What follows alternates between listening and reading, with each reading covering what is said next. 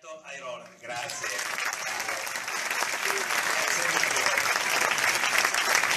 Siete gentilissimi, ammirevoli per essere qua in piedi, riempiendo gli spazi che ancora ci sono disponibili.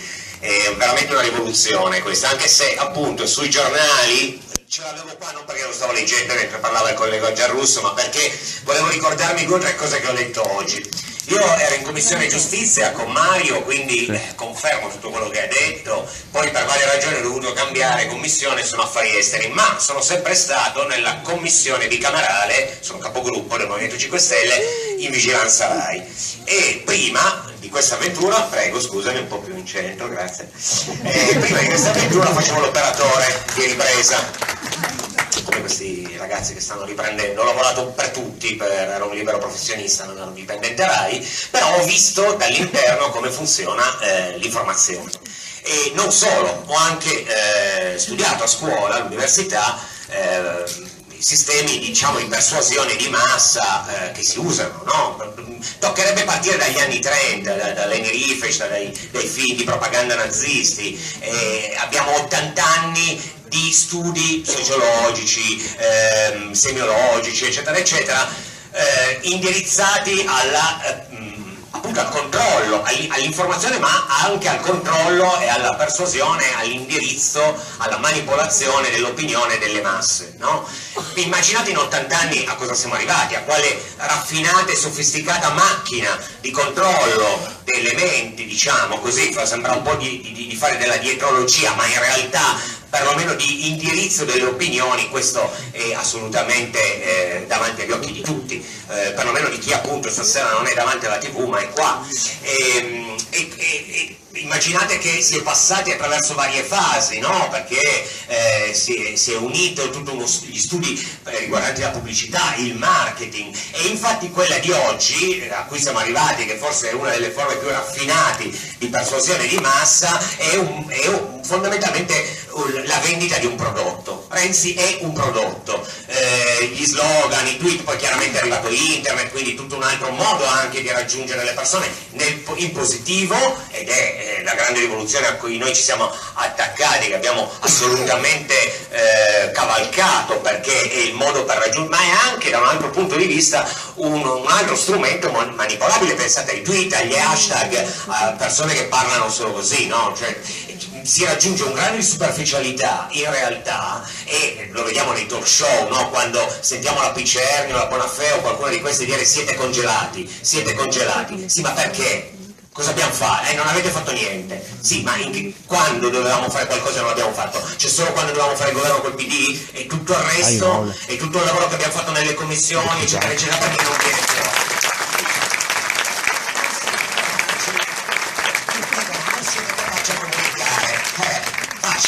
Vediamo un po' cos'è questo mondo dei mass media. Cosa abbiamo? Abbiamo dei grossi gruppi, tra l'altro noi siamo un'anomalia assoluta nel mondo, non solo in Europa, nel mondo, perché non si è mai visto un paese dove non c'è una legge sul conflitto di interesse. Sentivate Mattia prima che diceva giustamente è ferma da 1700 giorni in Parlamento, forse anche di più. Sicuramente da più di 20 anni, da quando c'era la possibilità, quando Berlusconi è sceso in campo, bisognava fare subito, quel giorno lì, una legge almeno, averla già prima, ma averla.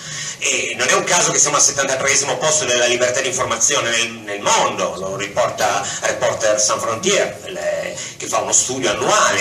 Eravamo saliti al 49esimo posto, e siamo riscesi al 43esimo, 79esimo mi pare adesso. Comunque siamo tra la Moldavia e il Nicaragua, ecco, senza voler togliere nulla a queste 2 nazioni, però mi sembra che siamo un po' lontani da quello che in un regime democratico dovrebbe essere l'informazione, perché anche lì l'informazione è tutto.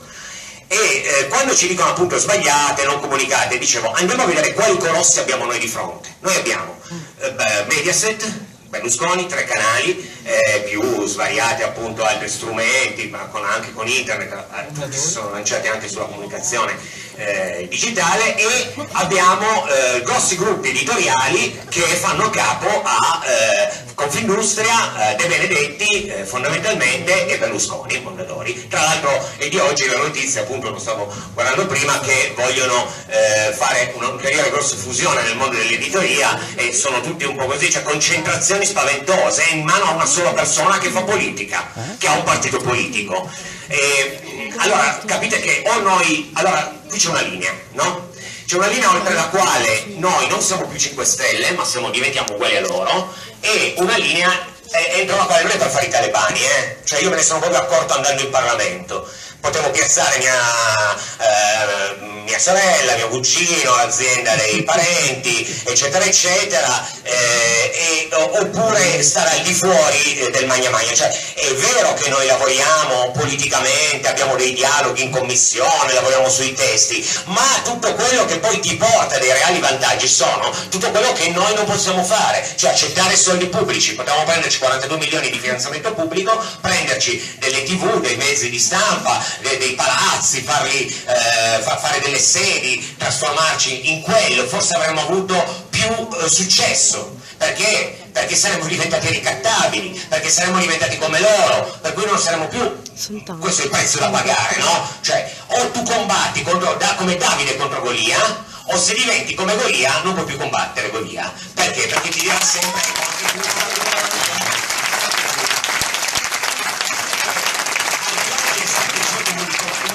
su cui possiamo ragionare, abbiamo le nostre responsabilità, non lo metto in dubbio, assolutamente, ma siamo veramente minuscoli in confronto agli apparati che questi signori hanno. Allora, quando si dice non andate più di più in TV, sì, ci possiamo andare, evidente, perché infatti ci stiamo andando nei programmi potabili, ma vi assicuro che non è più una questione solo di informazione, è una questione emotiva, cioè è solo di dire va bene, ci siamo anche noi, i nostri attivisti, la gente che ci sostiene, vede che esistiamo, trae un po' di sostegno da questa presenza, da un Di Battista che o da una taverna che insomma li mette un po' in riga, ma di fatto la comunicazione all'interno di quei contenitori e di quei palinsesti è impossibile, perché siamo sempre sul livello superficiale, perché è ovvio che Renzi non ci verrà mai a dire che cosa ha fatto, perché l'ha detto un signore all'inizio di questa serata, cosa ha fatto poche cose per il popolo, forse nulla, diverse per le lobby che lo sostengono. Però in TV non ce lo dicono, in TV ci dicono che i giovani oggi lo ringraziano perché è passato il Jobs Act, scusate, questo no, è quello, cioè nessun giornale esce in prima pagina, ho scritto bocciato il voto di scambio mafioso, proposto il testo di legge proposto al Movimento 5 Stelle, condiviso da tutti i giuristi più onesti, insomma, più i procuratori, insomma, e nessuno scrive reddito di cittadinanza in discussione grazie al Movimento 5 Stelle. Nessuno lo scrive, scrivono queste cose qua, scrivono, questo è un articolo che è uscito sulla Stampa, bel giornale, io sono piemontese, io li ho visti quei leghisti di Cota delle mutande verdi, li ho visti bene, poi forse qua avete un'altra percezione probabilmente, ma da me e a Roma mangiano la porchetta, insomma sono la stessa minestra. Però oggi è andato da Marchione, no? Renzi, bella coppia tra l'altro, e la Stampa, che è un giornalaccio di regime, la chiamiamo la Busiarda a Torino, scrivono comunque vada Renzi e la rivoluzione, comunque vada ha sepolto il mondo di ieri. Sì, beh, questa forse era l'unica che era sepolto.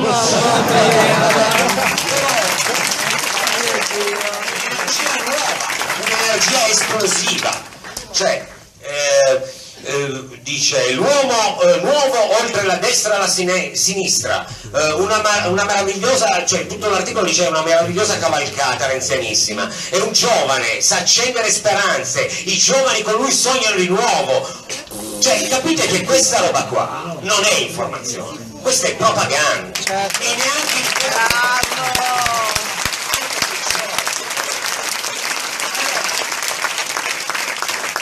chiaro che parte della popolazione italiana cresciuta in 20 anni, poi qui c'è gente che giustamente ha i capelli, anche il cappello bianco, si ricorda la prima Repubblica, si ricorda come era prima, era un po' diverso, cioè sicuramente il ventennio berlusconiano, la TV commerciale ha cambiato, chi è nato in quel periodo ha una visione delle cose diverse, anzi io ringrazio i giovani perché hanno un livello di consapevolezza che pensate agli ultimi 20 anni non mi aspetterei, no?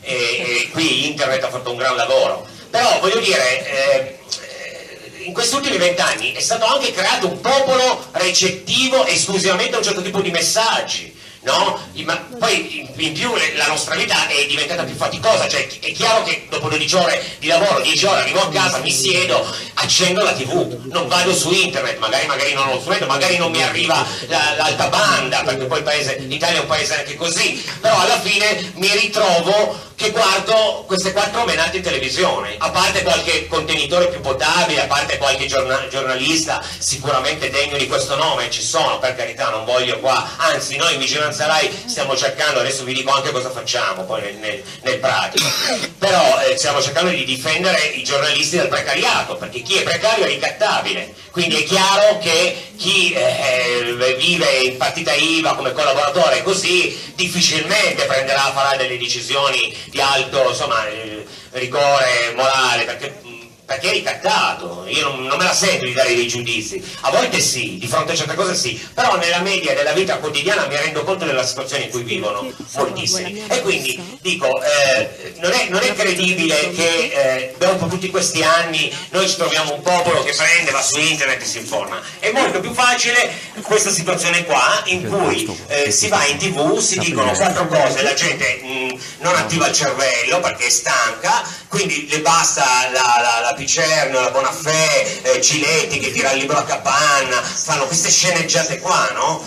E lì si costruisce l'unica opinione reale del popolo italiano rispetto alla politica, che poi è una politica molto simile, superficiale anche lì, anzi io dico sempre che il proiettore va spostato dal palcoscenico della politica romana alla politica locale, perché è lì che nasce il Movimento 5 Stelle. Voi dovrete aiutare tantissimo i consiglieri della città, dei vostri paesi, i consiglieri che riusciremo sicuramente a vendere in regione, perché noi partiamo di lì.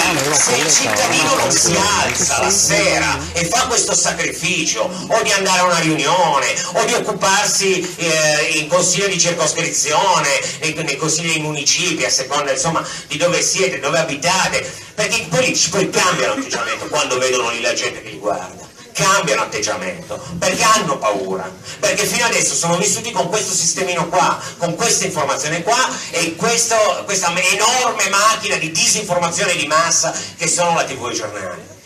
Allora, penso di aver finito il mio tempo a disposizione, infatti me lo dice.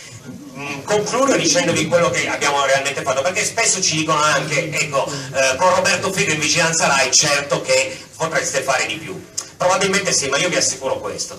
Quando siamo arrivati giù abbiamo trovato dei ministeri in Parlamento e in Rai, che è una società partecipata, controllata dalla politica da decenni, da più di 30 anni, e abbiamo trovato dei settori completamente infiltrati, da gente che è stata messa lì in decenni, quindi cambiare non è facile. Abbiamo chiesto la trasparenza su tutto, la trasparenza è il primo meccanismo con cui io coinvolgo tutta la popolazione e chi lavora in quel settore nel valutare i dati di quell'azienda. Non mi hanno dato nulla, siamo fermi con la Corte dei Conti che sta ancora aspettando di dare l'ok alla Tarantola di darci questi dati, ma io ho chiesto tutto, le fiction che vedete in TV, che tra l'altro siamo riusciti a fermare le delocalizzazioni, perché pensate delocalizzano anche quelli, anche lì c'è un lavoro di in qualche modo manipolazione delle opinioni. Quando voi vedete una fiction di Olivetti, no? Intanto vi fanno vedere i grandi imprenditori che non ne abbiamo più, perché stanno morendo tutti,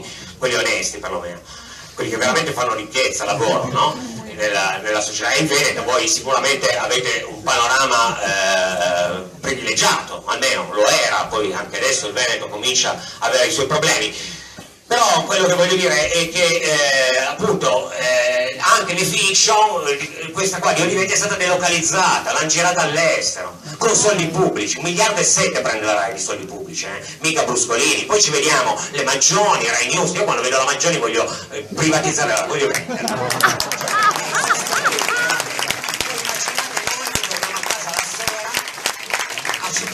Lo facciamo anche noi ogni tanto e ci vediamo uno che ci dice che sei congelato non fai niente, che non vali niente, che era meglio che stavi a casa, dopo che hai tutto il giorno hai vomitato e denunciato cose su questi 4 arraffoni.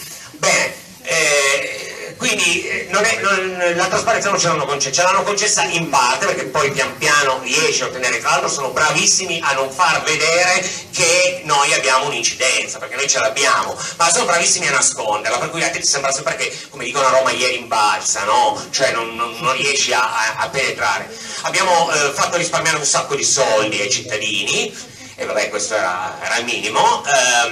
Abbiamo denunciato determinati scandali come quello della CL, che la Rai pagava CL per mandare 700.000 euro, mica Bruscolini.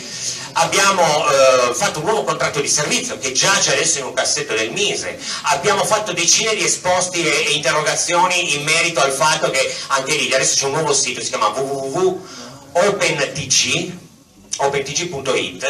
che ha realizzato Roberto Figo col suo staff, molto bello, molto importante, dove voi vedete delle infografiche facilissime e si vede che Renzi ha il 60%, poi voi dite, vabbè, lo so da me, si accende la TV, c'è Renzi, quindi, però lì ci sono le prove, sulla base di queste prove Agicom ha dichiarato che Renzi era sovraesposto, più volte, adesso ne abbiamo fatta ultima per Mediaset. E allora quando uno vede quello, e sapete chi controlla l'Agicom, l'autority che controlla le comunicazioni, è in mano a Berlusconi. Quindi noi ci troviamo di fronte a veramente un apparato che da bonificare serve tempo. Tra l'altro la Rai sta crollando adesso, perché anche lì probabilmente vogliono venderne dei pezzi, ci hanno venduto le antenne, quelle di Rai Way, ed è il momento giusto per cercare di liberare degli spazi da loro. Noi non potevamo lotizzare, perché come vi dicevo prima poi ti dicono vabbè, ma anche tu sei venuto qua fuori politici dalla Rai, poi ti prendi un canale, non puoi. Devo dire che col senno di poi uno ci pensa un attimino, perché sono stati veramente 2 anni duri, ma adesso è un buon momento, è un momento fruttuoso, perché potremmo forse ottenere qualche cosa, almeno denunciare. Guardate, con questa chiudo, notizia dell'altro giorno, Verro, consiglio di amministrazione della Rai, in quota PDL, un consigliere del consiglio di amministrazione, che era uno di quelli che mandava le lettere a Berlusconi, perché questo consiglio di amministrazione tra l'altro c'è da prima, dal 2010 che c'è, quindi da prima di Monti. All'epoca c'era la sinistra sulle barricate che diceva vergogna, avete 3 TV, controllate tutto, i media, qua là. Avete notato che da Monti si sono zittiti tutti? Le larghe intese. Ma certo, questo consigliere fuori una lettera del 2010 che scriveva Berlusconi, diceva guarda, io proprio il report non te lo posso presadire, non te li posso cancellare perché non ce la faccio, no? Pensate voi quale paese un politico usa uno per zittire, e la Rai e la sinistra era sulle barricate. Lo stesso consiglio di amministrazione c'è tuttora. Il Movimento 5 Stelle in merito alla legge Gasparri non ha neanche un posto nel consiglio di amministrazione, che sarebbe eletto dalla vigilanza, quindi dal Parlamento, da parlamentari, e è venuta fuori questa lettera e stanno tutti zitti. Stanno tutti zitti. Ma come, scusami, prima con Berlusconi c'era la stessa cosa, eravate tutti lì girotondini, tutti a far casino, e adesso quando il Movimento 5 Stelle dice è un'informazione schifosa perché è in mano alla politica, controllata da 2 tra l'altro che ormai sono pure alleati, voi state zitti? Sì, è così, stanno zitti. Allora, veramente, io vi chiedo di spegnerla. Vi chiedo di spegnerla, a meno che quando non c'è, perché poi aumentiamo... Sì. Quando va di Battista, alla taverna, si raddoppiano.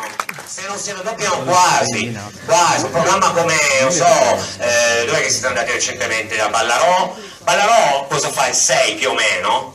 ma anche di meno, la metà dell'anno scorso, tra l'altro, perché stavano morendo. Poi ci andiamo noi e dicono, e questo ho capito un po' anche il problema. Vogliono perché lo faremo lo stesso. Però mi ha portato 2-3 punti percentuali, solo quei 10 minuti lì. Tra l'altro sono furbi, lo annunciano all'inizio del programma, così la gente sta lì attaccata. Adesso lui twitterà, lo prende come impegno, lo prendono come impegno, va di onda e voi li attaccate, così almeno gli diamo solo 12 minuti.